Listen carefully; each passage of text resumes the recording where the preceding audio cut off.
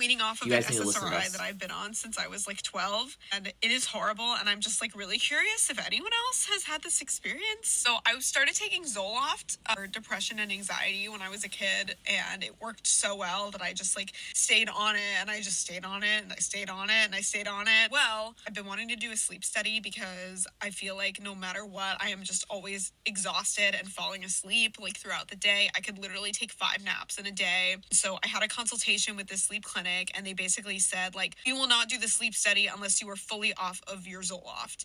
And I was like, I can't. Like, that terrifies me. Like, I have not lived without this medication for a really, really long time. And they said, if you don't get off of it, we're not going to do it. And so after thinking about it and talking to therapists and my psychiatrist, I decided that I was going to try. And so starting in November, I started weaning off of the medication. It was 150 milligrams. I did every 2 weeks, I went down 25 milligrams. And I was basically doing this on my own because the psychiatrist that I saw was like, oh yeah, we only see people once and then never again. And I'm like, great, that's so helpful. Starting this past Wednesday, I have been completely off of it.